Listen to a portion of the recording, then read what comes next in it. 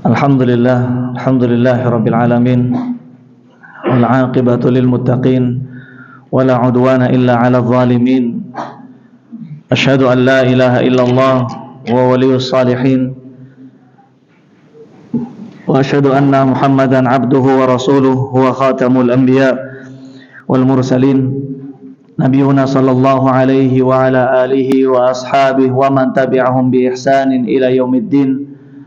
Asbahna ala fitratil Islam wa ala kalimatil ikhlas wa ala millati abina Ibrahim alaihi salatu wassalam. Para hadirin, bapak-bapak dan ibu-ibu yang semoga senantiasa diberikan rahmat, hidayah dan keberkahan oleh Allah Azza wa Jalla, insyaallah ta'ala. Pada kesempatan yang berbahagia di pagi hari ini, kita akan membawakan satu tema yang ada hubungannya dengan beberapa waktu ke depan, dengan bulan Dzulhijjah, terkhusus dengan hari raya kurban pada tanggal ke-10-nya, yang mana kita seringkali mendengarkan kisah tentang Nabi Ibrahim alaihi assalam. Maka kita sampaikan kisah tentang beliau dengan harapan kita mengambil ibrah dari kisah yang Allah sebutkan di dalam Al-Quran. Allah tabaraka wa ta'ala menyebutkan banyak sekali kisah dalam Al-Quran, yang mana seluruh kisah tersebut adalah kebenaran, seluruh kisah tersebut adalah hak. Sebagaimana firman Allah Ta'ala dalam surat Yusuf ayat 11, kata Allah, laqad kana fi qasasihim ibratun liulil albab. Sungguh ada pada kisah-kisah mereka, kisah-kisah tersebut, kisah-kisah Al-Quran, suatu pelajaran, ibrah bagi orang-orang yang berfikir, bagi manusia-manusia yang berakal. Kemudian kata Allah tabaraka wa ta'ala, ma kana haditsan yuftara. Kisah-kisah itu bukan dongeng yang dikarang-karang, bukan dongeng karya fiksi manusia. Ma kana haditsan yuftara walakin tasdiqal ladzi baina yadayhi wa tafsila kulli syai'. Melainkan Al-Quran, demikian kisah-kisah di dalamnya adalah hidayah, adalah rahmat yang Allah berikan kepada orang-orang yang beriman. Para hadirin yang Allah Jalla Jalaluhu muliakan, demikian pula dengan kisah Nabi Ibrahim alaihi salam, sosok Nabi yang bahkan dielu-elukan, yang namanya harum pada seluruh agama, baik itu dalam agama kesyirikan, agama pagan kesyirikan, maupun dalam agama Yahudi dan Nasrani sekalipun. Nama Nabi Ibrahim adalah nama yang disanjung, nama yang dijadikan sebagai panutan. Namun Allah tabaraka wa ta'ala menolak untuk menjadikan Nabi Ibrahim sebagai nabi panutan mereka. Kata Allah tabaraka wa ta'ala, ma kana Ibrahimu yahudiyan wala nasraniyan. Nabi Ibrahim itu bukan Yahudi, Nabi Ibrahim itu bukan Nasrani. Kata Allah, walakin kana hanifan muslimah. Nabi Ibrahim itu hanif, lurus serta melenceng daripada kesyirikan. Ia muslim, wa ma kana minal musyrikin. Ia bukanlah seorang dari orang-orang musyrikin. Kisah Nabi Ibrahim adalah inspirasi bagi orang yang mau merenung, bagi setiap kaum muslimin.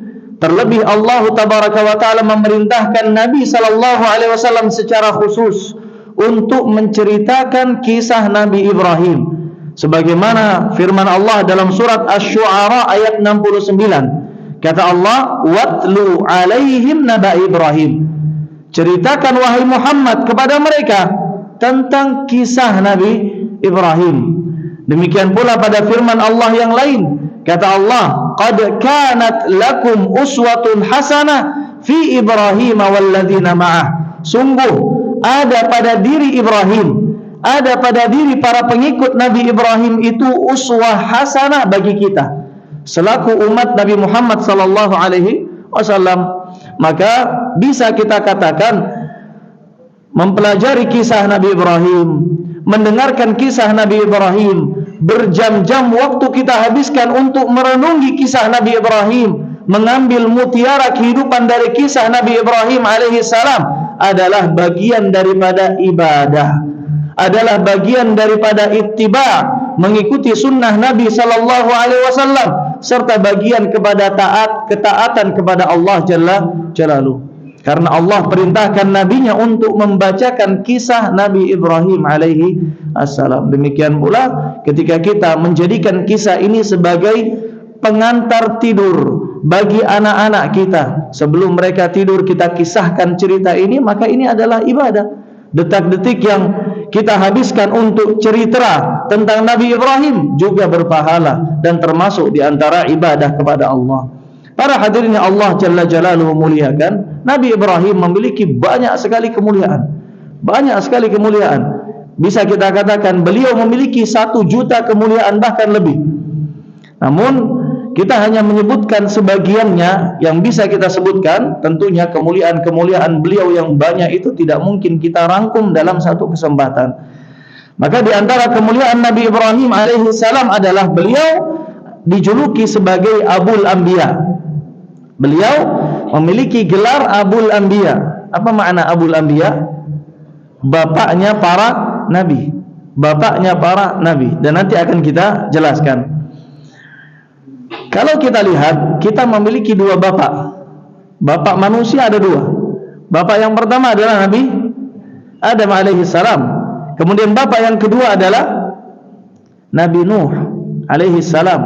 Demikian yang Allah tabaraka wa ta'ala jelaskan dalam surat As-Saffat ayat 75 sampai ayat 77. Kata Allah, walaqad nadana Nuhun falani'mal mujibun. Nabi Nuh berdoa kepada Allah, berdoa kepada kami, dan sungguh kami adalah sebaik-baik orang yang menjawab doa para hambanya. Kemudian Allah berfirman, dan kami selamatkan ia, Nabi Nuh, dan juga keluarganya dari musibah yang besar yang menimpa seluruh muka bumi. Kemudian kata Allah, wa ja'alna dzurriyyatahu humul baqin, dan kami jadikan anak keturunannya Nabi Nuh itulah manusia-manusia yang terus melanjutkan keturunannya. Artinya tidak ada keturunan lain selain daripada keturunan Nabi Nuh alaihissalam. Ini bapak kita yang kedua, bapak seluruh umat manusia.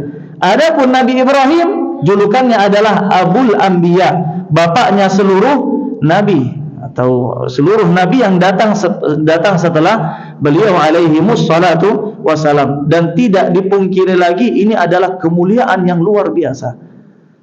Bayangkan kalau seandainya kita punya anak 10-10-nya lulus universitas dengan peringkat apa? Sama cum laude misalkan. Bangga nggak kira-kira? Luar biasa. Bagaimana kalau seandainya kita punya 10 anak, 10-10-nya jadi raja? Bangga luar biasa. Namun nubuah, apa nubuah? Kenabian ini tidak ada tandingannya. Karena Allah yang langsung memilih. Kalau raja mungkin melalui seleksi atau melalui keturunan dan lain sebagainya. Tapi nubuah ini Allah yang memilihnya. Kata Allah tabaraka wa ta'ala, Allahu ya'lamu haitsu yaj'alu risalatah. Allah yang lebih mengetahui di mana Allah meletakkan risalahnya, kepada siapa, kepada orang mana yang Allah pilih risalahnya. Maka Allah tabaraka wa ta'ala memuliakan Nabi Ibrahim alaihi salam dengan 2 kemuliaan besar pada garis keturunannya. Yang pertama adalah Alkitab, yang kedua adalah nubuah. Kalau kita lihat kitab yang kita hafal namanya, kita maksudnya kitab para nabi, yang kita hafal namanya apa contohnya? Taurat, Zabur, kemudian Suhuf, Injil, Suhuf Nabi Ibrahim, kemudian Injil, lalu kemudian Al-Quran. Semuanya ada pada nabi-nabi keturunannya Nabi Ibrahim alaihissalam. Alkitab. Kemudian yang kedua apa? Nubuah. Nabi-nabi sepeninggal Nabi Ibrahim semuanya bisa dipastikan adalah berasal dari keturunan Nabi Ibrahim. Allah subhanahu wa ta'ala berfirman dalam surat An-Nisa ayat 54 tentang hasadnya Bani Israel kepada Nabi Muhammad, Nabi yang diutus bukan dari kalangan mereka, Nabi yang diutus dari kalangan orang Arab. Maka Allah tabaraka wa taala berfirman, am yahsudunan nasa ala ma atahumullah min fadli. Apakah orang-orang Bani Israel, orang-orang Yahudi itu, mereka hasad dengki dengan orang-orang yang Allah berikan kepada mereka kemuliaan? Ada orang lain, ada bangsa Arab, Allah berikan kemuliaan, Nabi Allah utus dari kalangan mereka, dan Bani Israel, orang-orang Yahudi ini iri, dengki, sehingga menghalangi mereka dari beriman kepada Nabi Muhammad sallallahu alaihi wasallam. Kemudian Allah ingatkan pada potongan yang selanjutnya dari ayat yang sama, surat An-Nisa ayat 54, kata Allah, faqad ataina ala Ibrahim al-kitab wal hikmah. Tidakkah mereka mengingat bahwasanya kami berikan kepada keluarga Nabi Ibrahim, semuanya ini keluarga, baik nabi-nabi mereka dari kalangan Bani Israel maupun nabi dari kalangan Arab, semuanya ini adalah keluarga dari keturunan ayah yang satu. Siapa? Ibrahim.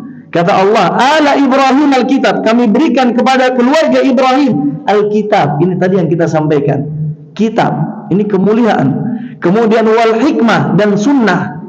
Setiap nabi, setiap rasul Allah berikan kepada mereka Alkitab, dan Allah berikan kepada mereka sunnah. Nabi SAW punya sunnah, hadis dan Al-Quran dan hadis, Al-Quran dan sunnah. Demikian pula Nabi Isa, Nabi Daud, Nabi Sulaiman juga memiliki kitab dan juga memiliki sunnah. Hanya saja kita tidak mengetahui bagaimana sunnah Nabi Daud, bagaimana sunnah Nabi dan nabi-nabi yang lainnya. Mungkin yang kita tahu hanya satu ya, atau dua ya. Di antara sunnahnya Nabi Daud alaihi salam adalah puasa, kemudian salat, kemudian salat. Sebaik-baik salat adalah salatnya Nabi Daud. Kana yanamu fi thuluthil lail awal, beliau tidur di sepertiga malam yang awal, kemudian bangun di sepertiganya yang akhir, lalu kemudian beliau istirahat lagi, kemudian bangun lagi. Ini cara salat sunnah, salat qiyamul lail yang paling afdal adalah salat sunnahnya Nabi Daud alaihi salam. Sebagaimana puasa sunnah yang paling afdal adalah puasa sunnahnya mengikut ajarannya Nabi Daud. Ini sunnah. Wal hikmah. Kemudian kata Allah, wa atainahum mulkan azima, dan kami berikan kepada mereka kerajaan yang agung. Apa maksudnya? Nubuwah. Kita lihat Nabi Ibrahim alaihissalam memiliki 2 anak, hanya 2 anak. Untuk bisa lihat Allah tabaraka wa taala melakukan apapun yang Allah kehendaki. Dari 2 anak, bukan 10 anak, bukan 100 anak milik beliau, tapi dari 2 anak. Dari 2 anak menghasilkan keturunan-keturunan yang semuanya adalah, yang kebanyakan di antara mereka adalah para nabi. Ismail anak yang paling tua, lalu kemudian Ishak. Ismail dan Ishak ibn Ibrahim. Ismail nanti kita sebutkan Ismail. Adapun Ishak memiliki anak Yakub. Yakub ini yang dinamakan Israel. Yakub ini yang dinamakan Israel. Hanya saja orang-orang Yahudi mencoba membuat makar, membuat semuanya bias, sehingga mereka menamakan negara mereka dengan Israel. Jadi makanya orang Muslim kadang sebagiannya menghina apa? Israel. Padahal Israel ini adalah nama Nabi Yakub alaihi assalam, anak dari Ishak. Maka Ishak dan Yakub memiliki anak Yusuf alaihi salam, dan saudara-saudaranya yang 12, bagaimana Allah ceritakan di dalam Al-Quran dalam surat Yusuf. Dan Nabi Ishak ibn Ibrahim, Nabi Ishak ini memiliki anak keturunan yang banyak. Di antaranya adalah banyak, antum sebutkan saja siapa nabinya: Daud, Sulaiman, Ayub, Musa, Harun, Zakaria, Maryam di antaranya, Maryam ibunda Isa alaihi assalam, Yunus, kemudian Isa alaihissalam. Semuanya ini anak keturunannya Nabi Ishak ibn Ibrahim. Semuanya nabi. Ada nabi yang ketinggalan belum disebut. Semuanya anak keturunannya Ishak ibn Ibrahim. Adapun Ismail alaihissalam, beliau memiliki 1 keturunan yang menjadi seorang nabi, yang menjadi nabi terbaik, yang menjadi rasul terbaik, yang menjadi ulul azmi terbaik. Siapa? Muhammad sallallahu alaihi wasallam. Maka Allah ingatkan kembali memori yang sudah dilupakan oleh Bani Israel, mereka yang hasad iri kepada Nabi Muhammad. dari keturunan Arab, dari keturunan Ismail. Seakan-akan mereka lupa kalau Ismail itu adalah anak Nabi Ibrahim. Maka Allah ingatkan kembali bahwasanya ini semuanya adalah Al-Ibrahim, keluarganya Nabi Ibrahim alaihim assalatu wassalam ajma'in. Maka kemudian atau bahkan Ismail anak keturunan Nabi atau Muhammad adalah anak keturunan Nabi Ismail alaihi assalam. Bahkan Nabi Muhammad sallallahu alaihi wasallam adalah anak keturunan Nabi Ibrahim atau keturunan dari Nabi Ibrahim yang wajahnya paling mirip dengan Nabi Ibrahim. Sebagaimana dalam satu hadis tentang Isra-nya Mi'rajnya Nabi sallallahu alaihi wasallam, kata Nabi sallallahu alaihi wasallam, "Wa qad ra'aituni fi jama'atin minal anbiya." Aku melihat diriku berada di antara jamaah sekelompok para nabi, dan aku melihat Nabi Musa qa'imun yusalli, sedang berdiri melakukan salat. Fa idza rajulun darbun ja'dun ka'annahu min rijalin shanu'ah. Kata beliau, Nabi Musa itu gambar fisiknya adalah lelaki yang darbun, badannya tidak buncit ya perutnya ya, kekar Nabi Musa, tidak ada lemaknya. Ja'dun, rambutnya keriting, ka'annahu min rijali shanu'ah, dari satu kaum kabilah yang namanya Shanu'ah. Kemudian kata beliau, Isa ibn Maryam alaihi salam qaimun yusalli, aku melihat Nabi Isa juga salat. Aqrabun nas bihi syabahan Urwa ibn Mas'ud Ats-Tsaqafi. Aku melihat orang yang paling mirip dengan Nabi Isa dari kalangan sahabat adalah Urwa ibn Mas'ud Ats-Tsaqafi, seorang dari Bani Tsaqifah. Kemudian Ibrahim alaihissalam aku melihat beliau juga salat. Qaimun yusalli. Ashbahun nas bihi sahibukum. Orang yang paling mirip wajahnya dengan Nabi Ibrahim adalah sahibukum hadza, adalah sahabat kalian ini. Maksudnya siapa? Nabi Muhammad sallallahu alaihi wasallam. Bahkan kalau kita lihat kembali kepada keturunan tadi, nabi yang Allah sebut namanya dalam Al-Qur'an semuanya adalah keturunan Nabi Ibrahim, kecuali beberapa nabi saja. Nabi Lut ini keponakannya Nabi Ibrahim. Kemudian Nabi Hud, Nabi Shu'aib, Nabi Saleh, Nabi Idris, Nabi Nuh, dan Nabi Adam alaihi wassalatu wassalam. Selain dari yang 7 ini, semuanya adalah anak keturunan dari Nabi Ibrahim. Makanya tidak heran beliau diberikan gelar Abul Anbiya. Banyak sekali kemuliaan ya, ini baru satu. Kemudian yang kedua, semoga Allah berkahi. Kemudian yang kedua adalah beliau adalah imam. Beliau adalah suatu umat. Allah tabaraka wa taala berfirman, beliau adalah imam, beliau adalah suatu umat. Ini bahasa yang agak ambigu ya, suatu umat. Namanya umat ya banyak orang, tapi Allah yang mensifati demikian. Kata Allah tabaraka wa taala dalam surat, dalilnya surat An-Nahl ayat 120. Kata Allah dalam surat An-Nahl ayat 120, "Inna Ibrahim kana ummah." Ibrahim itu satu orang ini kana ummah, adalah ibarat satu umat. Qanitan lillah, sifat beliau yang lain, beliau adalah orang yang qanit. Qanit itu taat, istiqamah dalam ketaatan, tidak pernah maksiat. Istiqamah di atas ketaatan, continue di atas ketaatan, tidak pernah luntur dari ketaatan. Kemudian kata Allah, hanifan walam yakun minal musyrikin. Jadi ada 3 sifat di sini. Kata Allah yang pertama apa? Ummah. Beliau adalah seorang umat, satu orang tapi digelari dengan umat. Kemudian yang kedua, qanit. Apa qanit tadi? Ya, istiqamah di atas ketaatan. Kemudian hanif, seorang yang hanif. Hanif itu berasal dari kata hanaf, dan hanaf dalam bahasa Arab itu maksudnya melenceng ya. Jadi arti hanif itu bukan lurus, tapi bahkan melenceng. Makanya seorang yang kakinya bertemu satu sama lain X ya, itu namanya ahnaf. Ada zaman tabi'in dahulu, ada seorang yang diberikan nama Ahnaf ibn Qais, seorang pemimpin yang luar biasa, punya kewibawaan, namanya Ahnaf. Kenapa Ahnaf? Karena jalannya kakinya X seperti itu, bertemu lutut dengan lutut, melenceng. Kenapa beliau disebut Hanif? Kata Allah, walam yaku minal musyrikin. Beliau tidak pernah seumur hidup beliau melakukan kesyirikan melakukan ibadah kepada selain Allah Azza wa Jalla seumur hidup beliau, dari kecil sampai beliau meninggal, tidak pernah. Makanya beliau dijuluki Hanif. Adapun ummah, kenapa beliau dijuluki ummah? Maka karena terkumpul dalam diri beliau seluruh kebaikan umat-umat yang ada, terkumpul dalam satu sosok yang namanya Nabi Ibrahim alaihi assalatu wassalam. Dan ummah atau imam maksudnya adalah seorang yang menjadi sosok panutan.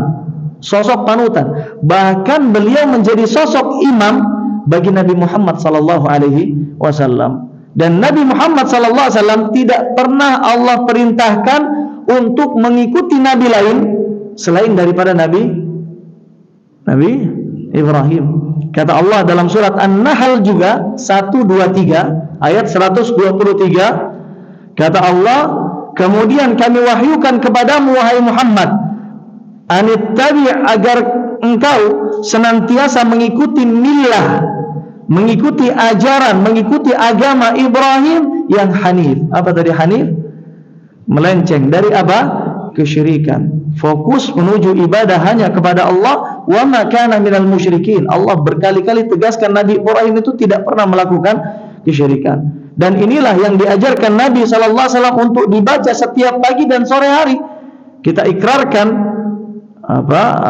bahwasanya kita senantiasa mengikut agama Nabi sallallahu alaihi wasallam dan mengikuti millahnya Nabi Ibrahim. Dalam doa pagi dan sore kita katakan asbahna ala fitratil Islam wa ala kalimatil ikhlas wa ala dini nabiyyina Muhammad sallallahu alaihi wasallam wa ala millati abina Ibrahim, agama millah ayah kita semua yaitu Nabi Ibrahim. Jadi ini ikrar kita sebagai seorang muslim, kita disyariatkan untuk mengikuti ajaran Nabi Ibrahim. Dan begitu banyak syariat ajaran Nabi Ibrahim yang ternyata kita hidupkan, hanya saja kita belum sadar. Di antaranya apa? Di antaranya kurban. Di antaranya kurban. Ini adalah syariat ajaran Nabi Ibrahim. Kemudian di antara kemuliaan yang lainnya adalah beliau ada sebaik-baik manusia. Beliau adalah sebaik-baik manusia. Pernah datang seorang sahabat kepada Nabi sallallahu alaihi wasallam dan memuji beliau, "Ya khairal bariyah, wahai sebaik-baik manusia yang pernah ada." Maka kata Nabi sallallahu alaihi wasallam, Nabi menolak. Kata Nabi sallallahu alaihi wasallam, "Zaka Ibrahim alaihi salam." Bukan saya, tapi sebaik-baik manusia adalah Ibrahim alaihi salam. Ini kemuliaan yang ketiga. Kemudian yang keempat, beliau adalah orang pertama dalam sunan fitrah. Pernah dengar nggak istilah sunnah fitrah? Pernah dengar nggak? Sunnah fitrah itu adalah sunnah-sunnah ajaran Nabi SAW yang pada hakikatnya selaras dengan fitrah hati manusia. Kalau kita nggak mengerjakan sunnah ini, hati kita nggak nyaman. Kenapa? Ya nggak selaras dengan apa kata hati manusia, nggak selaras dengan fitrah manusia. Di antara sunnah fitrah adalah berkhitan. Ini ajaran siapa? Nabi Ibrahim. Bahkan Allah tabaraka wa ta'ala menguji Nabi Ibrahim dengan ujian yang semuanya berat. Level beratnya luar biasa, paling puncak. Yang kita tidak mungkin diuji dengan seperti ujian Nabi Ibrahim. Kenapa? Ya imannya beda. Kata Allah, kata Nabi SAW, "Innallaha idza ahabba 'abdan ibtalahum." Allah ketika mencintai seorang hamba, Allah akan uji hamba tersebut. Allah tidak akan biarkan begitu saja hidupnya nyaman. Allah akan berikan ujian agar semakin ia lulus ujian, semakin naik kedudukan cintanya kepada Allah Jalla Jalaluhu, akan semakin Allah dekat dengannya. Maka tentu cinta Allah kepada Nabi Ibrahim berbeda dengan cinta Allah kepada kita. Maka ujian Nabi Ibrahim berbeda. Nabi Ibrahim ketika masuk usia 80 tahun, itu bisa bayangkan 80 tahun, Allah perintahkan untuk berkhitan bil qadum. Dengan apa? Dengan kapak. Bil qadum, dengan kapak. Dan ini disebutkan dalam riwayat Abu Hurairah. Kata Abu Hurairah radhiyallahu anhu, Rasulullah sallallahu alaihi wasallam bersabda, Nabi Ibrahim berkhitan setelah beliau mencapai usia 80 tahun, wahtatana bil qadum. Beliau berkhitan dengan kapak. Nah, ini ujian ya, ujian berat. Allah perintahkan Nabi Ibrahim berkhitan, Nabi Ibrahim berkhitan enggak? Berkhitan, meskipun berat. 80 tahun kemudian dengan kafar. Dan ini salah satu sunnah fitrah yang menjadi syariat kita, ajaran agama Nabi Muhammad sallallahu alaihi wasallam. Dan beliau sallallahu alaihi wasallam, beliau alaihi salam, Nabi Ibrahim alaihi salam adalah orang pertama yang menjamu tamu. Orang pertama yang menjamu tamu. Dan beliau juga orang pertama yang mencukur tipis kumis. Apa ini? Sunnah fitrah ya. Sunnah fitrah adalah juzzus syawarib, mencukur tipis kumis. Beliau orang pertama yang memotong kuku dan orang pertama yang mencukur bulu kemaluan. Allah a'lam bagaimana, cuman datang hadis dari Nabi SAW, dan kita sebagai muslim yang kita tahu ketika datang hadis dari Nabi maka kita wajib mengimani, meyakini. Kata Nabi SAW, fakana Ibrahim, Nabi Ibrahim alaihi salam adalah orang pertama yang berkhitan dan orang pertama yang melihat uban. Allah alam bagaimana dahulu. Mungkin Allah ya sesuai kehendak Allah azza wa jalla, mungkin dahulu dah ada uban. Sampai kemudian Nabi Ibrahim Allah munculkan uban. Maka kemudian Nabi Ibrahim bertanya kepada Allah, "Ya Rabbi, ma hadza?" Apa ini ya Allah? Apa ini ya Allah? Maka kemudian Allah tabaraka wa taala berfirman, "Wa qarun ya Ibrahim." Itu adalah gambaran dari kewibawaan wahai Ibrahim. Orang kalau beruban wibawanya biasanya lebih dibandingkan dengan yang masih hitam. Kemudian kata Ibrahim, Rabbi zidni waqaran. Ya Allah, tambahkan kepadaku kewibawaan, kemuliaan. Kemudian kata Nabi SAW, wa awwalu man adhafa ad-dhaif. Beliau adalah manusia pertama yang menjamu tamu, dan orang pertama yang mencukur bulu kumis, dan orang pertama yang memotong kuku, orang pertama yang istihdad. Istihdad ini adalah mencukur bulu kemaluan. Jadi ini semua yang kita kenal dengan sunnah fitrah, asalnya adalah sunnahnya Nabi Ibrahim alaihi salatu wassalam. Kata Nabi SAW, ashrun min sunanil fitrah. Ada 10 sunnah-sunnah fitrah. Di antaranya yang tadi kita sebutkan. Maka ini sebagian kecil dari kemuliaan Nabi Ibrahim. Di antara kemuliaan-kemuliaan yang lain yang tidak mungkin kita sebutkan semuanya, habis hanya sekedar menyebut kemuliaan Nabi Ibrahim. Kita belum membahas tentang mutiara kehidupan dari kisah perjalanan hidupnya Nabi Ibrahim alaihi assalam. Kenapa kita membawakan tema ini, mutiara kehidupan dari kisah Nabi Ibrahim? Tujuannya adalah agar kita menjadikan kisah ini sebagai prinsip dalam hidup. Allah tabaraka wa taala berfirman, faqsusil qasasa la'allahum yatafakkarun. Ceritakan kisah para nabi, ceritakan kisah mereka agar kita mau mentadabburi kisahnya, agar kita mau berfikir, lalu kemudian kita jadikan kisah itu sebagai prinsip di dalam hidup kita.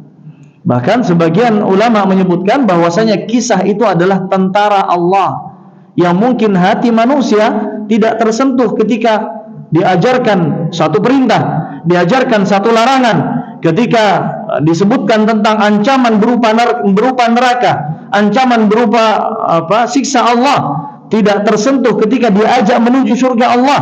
Namun ketika diceritakan tentang kisah, hatinya tersentuh. Ini diantara wasilah dalam berdakwah. Maka diantara mutiara dakwah, mutiara hidup dari kisah Nabi Ibrahim alaihi salatu wassalam, yang pertama adalah kita belajar dari kisah Nabi Ibrahim. Yang pertama, bahwasanya dakwah tauhid adalah dakwah prioritas, dakwah yang nomor satu apapun kondisinya, tempatnya, waktunya, dan kepada siapapun. Ini dakwah yang nomor satu. Hal ini jelas sekali terlihat dalam kehidupan Nabi Ibrahim. Beliau alaihi salam di masa kecil Allah berikan nikmat yang luar biasa. Semenjak kecil beliau tidak pernah tersentuh yang namanya kesyirikan. Allah tabaraka wa taala berfirman dalam surat Al-Anbiya ayat 51. Kata Allah, dan sungguh kami telah berikan Nabi Ibrahim itu rusyd. Rusyd itu kedewasaan, min qablu, semenjak ia kecil. Dalam tafsirnya dari Mujahid ibn Jabar, murid dari Abdullah ibn Abbas radhiyallahu anhuma, beliau mengatakan maksud dari Nabi Ibrahim kami berikan kedewasaan semenjak kecil, maksudnya adalah kami telah berikan ia petunjuk semenjak kecil. Semenjak kecil beliau tidak pernah kenal yang namanya syirik. Kenal iya, maksudnya dari ayahnya. Ayahnya siapa? Azar, pembuat patung. Ayahnya pembuat patung, hidup dari ayah yang membuat patung. Namun Ibrahim sama sekali tidak pernah tergerak untuk mengikuti jejak ayahnya dan kaumnya. Dan ini suatu hal yang menakjubkan. Terkadang begitu Allah tabaraka wa ta'ala berkehendak. Ada seorang ustaz, anaknya murtad misalkan, na'udzubillah. Ada seorang yang kafir, anaknya muncul dari keturunan anaknya orang yang pembela dakwah, pembela manhaj, ustaz. Terkadang demikian, sebagaimana halnya Ibrahim alaihi assalam, yang mana lahir dari seorang ayah yang kafir, Azar. Dan bahkan beliau adalah hanya satu orang yang muslim dari seluruh penduduk bumi di masa beliau diutus. Dan itu dibuktikan dari ungkapan Nabi Ibrahim tatkala beliau dilemparkan dengan manjanik. Manjanik itu ketapel besar ya, yang biasa kalau zaman dahulu dibuat perang untuk menghancurkan benteng-benteng yang kokoh. Diletakkan batu di manjanik ini, ketapel yang besar, ditarik, lalu kemudian batu itu terlempar sehingga menghancurkan bentengnya musuh. Nabi Ibrahim diletakkan di atas manjanik, ketapel besar. Lalu kemudian beliau ketika dilemparkan, beliau memandangkan wajahnya ke atas langit dan berdoa kepada Allah, Allahumma antal wahidu fis sama wa anal wahidu fil ardi. Ya Allah, engkau adalah satu-satunya Tuhan yang esa di atas langit. Tidak ada Tuhan selain Allah azza wa jalla. Tidak ada sesembahan selain Allah. Wa anal wahidu fil ard. Saya juga sendirian di bumi. Tidak ada orang lain yang beriman selain daripada beliau, Nabi Ibrahim saja. Maka ini membuktikan bahwasanya beliau hanya satu penduduk yang muslim ketika beliau diutus. Lalu kemudian nanti beriman keponakan beliau, siapa tadi? Nabi Lut alaihi assalam. Itu saja, nggak ada yang lain. Kemudian muncul anak keturunan beliau adalah Allah jadikan di antara mereka, kebanyakan di antara mereka adalah nabi dan rasul. Kemudian Allah Subhanahu wa taala berfirman tentang kisah dakwah Nabi Ibrahim kepada ayah beliau, Azar. Dalam surat Maryam ayat 42, kata Allah, "Idz qala li abihi ya abati." Ingatlah wahai Muhammad, ingatkan kaum wahai Muhammad tentang perkataan Ibrahim kepada ayahnya, "Wahai ayahku yang aku sayangi." Ya abati, ini panggilan yang paling halus. Ya abati. Kalau di kita mungkin di Jawa apa paling halus?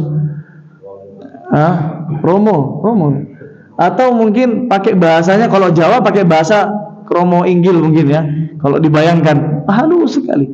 Nabi Ibrahim juga halus sekali menegur ayahnya, mendakwahkan dakwah tauhid kepada ayahnya. Wahai ayahandaku, kenapa engkau beribadah kepada sesuatu yang tidak mendengar, tidak melihat, dan tidak bisa memberikan manfaat bagimu? Artinya patung. Dan ayahnya pembuat patung. Dalam riwayat yang lain, dalam ayat yang lain, bahkan Allah menamakan nama ayahnya. Dalam surat Al-An'am ayat 74, wa idz qala Ibrahimu li abihi Azar. Ingat kisah tentang Nabi Ibrahim tatkala Nabi Ibrahim berkata kepada ayahnya, siapa? Azar. Apakah engkau menjadikan patung-patung itu sebagai Tuhan? Sungguhnya aku melihat engkau wahai ayahku yang aku sayangi, dan kaummu berada pada kesesatan yang nyata. Ini dakwah Nabi Ibrahim kepada ayahnya. Dan inilah bentuk cinta sejati seorang anak kepada sang ayah. Bukan dengan memberikan mobil, bukan dengan membelikan rumah. Itu kebaktian yang luar biasa. Seorang anak bisa memberikan bakti berupa rumah, berupa hidup yang sejahtera dan lain sebagainya. Namun bukan itu tujuannya bakti seorang anak kepada ayahnya. Ingat firman Allah tabaraka wa ta'ala, ya ayyuhalladzina amanu qu anfusakum wa ahlikum nara. Ini bakti yang sesungguhnya. Jagalah keluarga kalian, jagalah diri kalian dan keluarga kalian dari siksa api neraka. Yang mana siksanya bukan sehari 2 hari, bukan 10 hari 20 hari, bukan 10 tahun, tapi bahkan selama-lamanya. Maka kita diperintahkan sebagai seorang anak, kalau seandainya ayah kita masih hidup, kalau sudah tidak ada, maka kita doakan rahimahumullah. Termasuk ayah saya sudah tidak ada, rahimahumullah jami'an. Kalau seandainya ayah kita masih ada, maka ajarkan mereka tauhid, tauhid rububiyah, tauhid uluhiyah, tauhid asma wa sifat. Ajarkan mereka dakwah tauhid, dan ini kebaktian yang luar biasa. Sebagaimana bakti Nabi Ibrahim kepada ayah. Kalau seandainya ada di antara ayah kita yang mungkin masih berpegang pada tradisi, yang masih mengikut tradisi masyarakat. Setiap tanggal sekian, bulan sekian, ziarah kubur misalkan. Kemudian mampir di makam-makam para wali-wali Allah, katanya demikian. Lalu kemudian minta kepada kuburan-kuburan terus. Ajarkan dengan bahasa yang halus. Ini bakti kita kepada orang tua. Demikian pula seorang tua yang begitu sayang kepada anaknya, belum dikatakan sayang kalau hanya sekedar memberikan nafkah, menjadi ATM berjalan bagi anaknya, belum dikatakan sebagai ayah yang sayang. Kapan dia dikatakan sebagai ayah yang sayang kepada anaknya? Ketika dia mengajarkan anaknya nilai-nilai tauhid. Nomor satu adalah tauhid. Dan ketika Nabi Ibrahim alaihissalam mendakwahkan dakwah tauhid, ayah yang beliau sayangi tersebut terus-menerus menolak dakwah seruan dari Nabi Ibrahim. Dan demikian keadaan orang yang sudah bergumul dalam kemaksiatan, bergumul dalam kesyirikan dalam waktu yang lama sekali. Hatinya menjadi hati yang gelap. Kalla bal rana ala qulubihim ma kanu yaksibun. Hatinya gelap, yang dinamakan Allah dengan ran, penutup hati, sehingga hidayah, cahaya hidayah yang terang benderang, bahkan bisa digambarkan seperti terang benderangnya sinar matahari di siang bolong, itu tidak bisa kelihatan. Bahkan jawaban dari ayah dari Nabi Ibrahim, kata ayahnya, qala la illam tantahi la arjumannaka wahjurni maliya. Kalau seandainya kamu wahai Ibrahim tidak berhenti, niscaya aku akan melemparimu dengan batu, maka tinggalkanlah aku dalam waktu yang lama. Itu kata jawaban ayahnya, jawaban azar. Dan demikianlah jalan dalam dakwah, tidak mulus seperti jalan tol, namun berliku. Terkadang kita diuji dengan ujian yang begitu berat, penolakan dari ayah. Demikian pula dakwah Nabi Ibrahim, dan ujian yang paling berat dalam kehidupan Nabi Ibrahim yang pertama adalah mengalami penolakan dari dakwah dari orang yang paling beliau sayangi, yaitu ayah beliau. Ini ujian yang berat. Bahkan beliau terusir dari kaumnya. Maka kisah dakwah Nabi Ibrahim kepada ayahnya ini menunjukkan prioritas dalam amar ma'ruf nahi mungkar. Yang nomor satu adalah dakwah kepada tauhid. Demikian pula yang dilakukan oleh Nabi SAW. Bahkan dakwahnya Nabi Ibrahim itu adalah simbol tauhid. Nabi Ibrahim berdoa kepada Allah, wajnubni wa baniya an na'budal asnam. Ya Allah, jauhkan diriku, anak keturunanku dari menyembah berhala. Nabi Ibrahim bukan hanya minta dihindarkan, tapi apa kata beliau? Jauhkan. Ibarat kata kalau kita doa istiftah, apa doanya? Allahumma ba'id baini wa baina khatayaya kama ba'adta bainal masyriqi wal maghrib. Ya Allah, jauhkan diriku dari dosa sejauh jarak timur dan barat. Timur dan barat, jauh-jauhnya. Maka Nabi Ibrahim juga berdoa kepada Allah, hindarkan, bukan cuma hindarkan, jauhkan dari dosa kesyirikan. Padahal kalau kita mau berpikir sebentar, Nabi Ibrahim ini mungkin enggak melakukan kesyirikan? Mungkin enggak?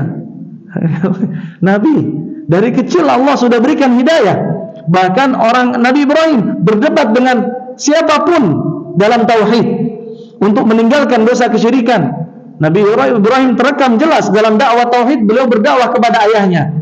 Kemudian beliau berdakwah kepada kaumnya dari masyarakat Babil di Babilonia kalau sekarang ya, dari negeri Irak. Ketika beliau hijrah ke Haran sekarang Turki ya, beliau juga berdebat tentang tauhid. Karena kaumnya pada saat itu bersekutu atau menyembah benda-benda langit, bulan, bintang, matahari. Maka beliau berdebat semuanya di atas tauhid. Maka kalau kita pikir sejenak, enggak mungkin beliau melakukan kesyirikan. Maka ini mengajarkan kita satu hal, bahwasanya sebanyak apapun kita belajar tauhid, seserius apapun kita belajar tauhid, jangan pernah merasa aman dari kesyirikan dengan berbagai macam jenisnya. Ada syirik besar, ada syirik kecil. Apalagi di zaman sekarang yang kata Nabi SAW, seorang hamba bisa jadi pagi hari dia mukmin, sore hari sudah kafir. Sore hari kafir, besok harinya menjadi mukmin kembali. Ini zaman fitnah, syirik dengan berbagai macam bentuknya. Mungkin kita nggak ada yang nyembah berhala, tapi berapa banyak kaum muslimin yang minta-minta kepada selain Allah. Apa itu namanya? Bukan cuma sekedar syirik, itu syirik akbar, itu syirik besar. Berapa banyak di antara kaum muslimin yang ngasih sajen kepada jin, kepada dewa-dewa, kepada Dewi Sri, kepada Kiai Selamat, dan semua tuhan-tuhan lain selain Allah. Apa itu namanya? Syirik. Belum lagi kita berbicara tentang syirik khafi, yang kata Nabi SAW lebih ringan, lebih tersembunyi daripada apa istilahnya, langkah kakinya semut. Apa itu? Riya. Maka tidak ada yang bisa selamat dari syirik. Kita berdoa kepada Allah, wa junubni wa bani an na'budal asnam. Maka kisah kehidupan Nabi Ibrahim yang pertama mengajarkan kepada kita untuk selalu mengedepankan dakwah kepada tauhid. Baik kita dakwah kepada atasan kita mungkin, atau dakwah kepada masyarakat kita mungkin, atau dakwah kepada anak kita, atau dakwah kepada ayah kita, atau saudara-saudara kita, paman kita, sepupu kita, ponakan kita. Dakwah kepada nomor satu adalah tauhid. Kemudian di antara kisah atau mutiara hidup dari perjalanan Nabi Ibrahim alaihissalam adalah kita senantiasa berdakwah dengan kecerdasan. Senantiasa kita berdakwah dengan kecerdasan. Dan ini yang terlihat jelas dalam kehidupan Nabi Ibrahim dalam dakwah beliau. Beliau alaihissalam senantiasa berdakwah dengan cerdas, dan beliau seorang yang berani. Kalau kita lihat bagaimana beliau berdakwah, beliau mengatur strategi dengan rapi. Diawali dengan bermain logika akal sehat. Di antaranya seperti dakwah Nabi Ibrahim kepada kaumnya dari suku Babilonia. Di negeri mana? Irak. Beliau katakan, qala ata'buduna ma tanhitun? Ini bermain logika. Kata Nabi Ibrahim, apakah kalian menyembah apa yang kalian ukir sendiri? Mereka ukir sendiri Tuhannya, ketika sudah jadi kemudian mereka sembah. Kebodohan. Dalam kesempatan yang lain Nabi Ibrahim berkata, qala hal yasma'unakum in tad'un? Apakah mereka mendengar kalau kalian berdoa? Mendengar enggak? Enggak. Aw yanfa'unakum aw yadurun? Mereka memberikan manfaat atau bisa mendatangkan madarat? Jawabannya enggak bisa. Artinya kalau mereka adalah buatan kalian, seharusnya berhala ini yang menyembah kalian, bukan kalian yang menyembah berhala. Itu kan akal sehatnya kan di situ. Ya, ini hal yang enggak masuk akal yang mereka lakukan. Sama seperti hal yang tidak masuk akal dilakukan oleh orang-orang yang melakukan kesyirikan. Banyak hal enggak masuk akal. Ada Tuhan dikasih makan. Ada Tuhan di lautan misalkan dikasih makan apa namanya? larung laut. Kemudian di gunung apa namanya? Sajen lah ya, dikasih makan. Enggak masuk akal. Tuhannya sudah tahu enggak bisa nyari makan, dikasih makan, mintanya sama yang dia kasih makan. Ini akalnya ditinggal di mana enggak tahu. Bahkan orang Arab ketika ada di antara mereka yang bertaubat dari kesyirikan, mereka katakan ketika dia punya Tuhannya ternyata suatu ketika dia keluar rumah, dia lihat Tuhannya itu ada bekas air, dan dia lihat ada serigala. Tuhannya habis dikencingi oleh serigala. Dia katakan dalam syairnya, Rabbun yabulu tha'banu birasihi laqad dhalla man balat alaihi ta'alibu. Kata orang Arab ini, apakah pantas disebut Tuhan yang kepalanya dikencingi oleh serigala? Sungguh hina sekali Tuhan seperti itu.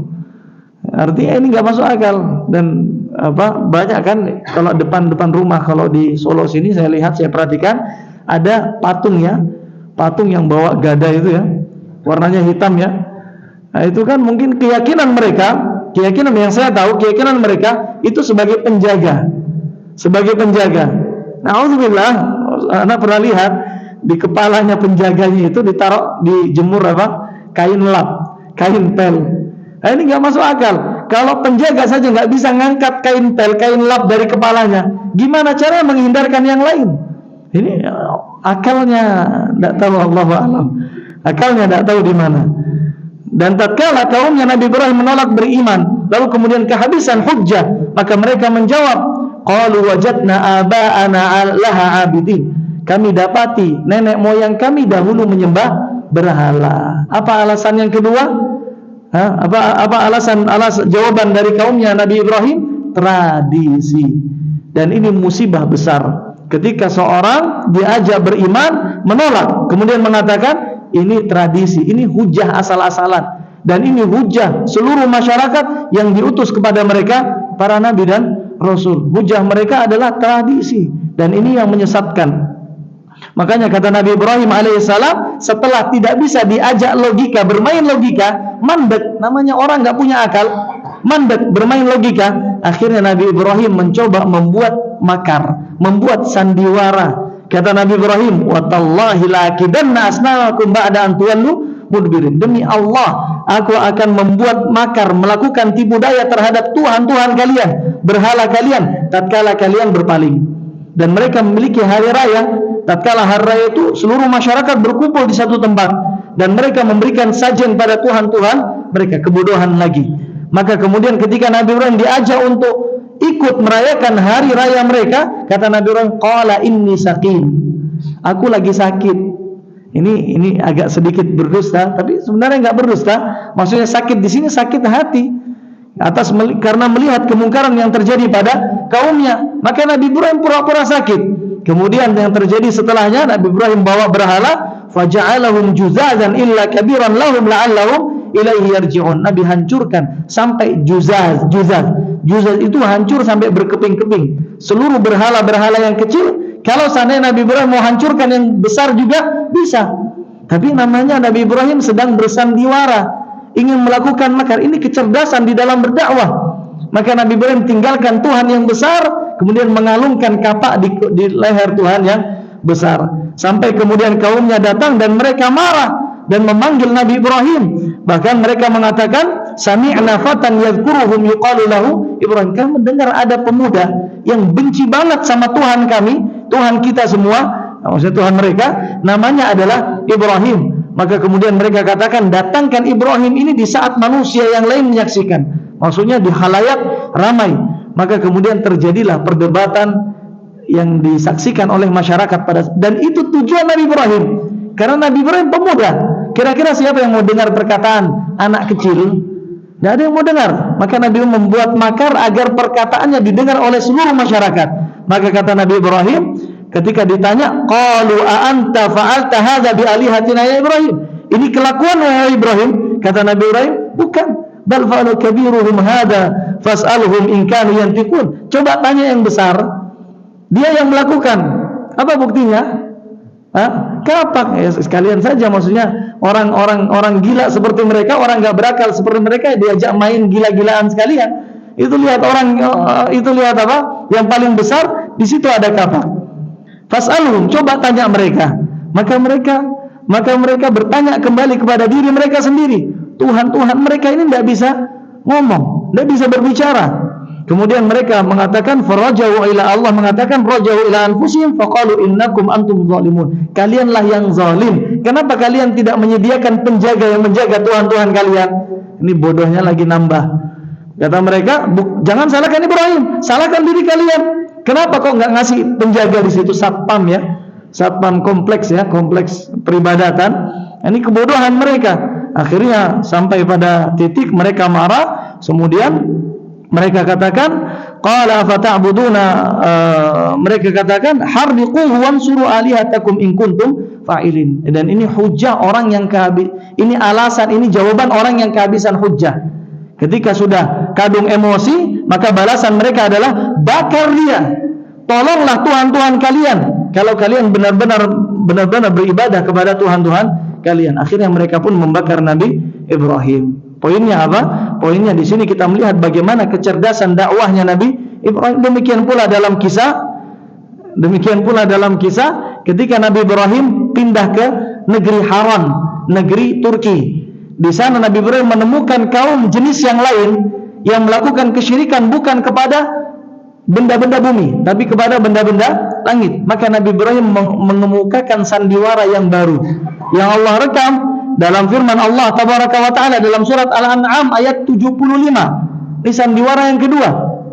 Kata Allah, kadzalika nuri Ibrahim malakutas samawati wal ard wa liyakuna minal muqinin. Kami jadikan Nabi Ibrahim, kami perlihatkan kepada Nabi Ibrahim kerajaan langit dan bumi. Kemudian Nabi Ibrahim berkata, falamma janna alaihi lail, tatkala malam sudah mulai menyingsing, ra'a kaukaba, dia melihat bintang. Maka Nabi Ibrahim mengatakan, hadza rabbi, ini adalah Tuhanku.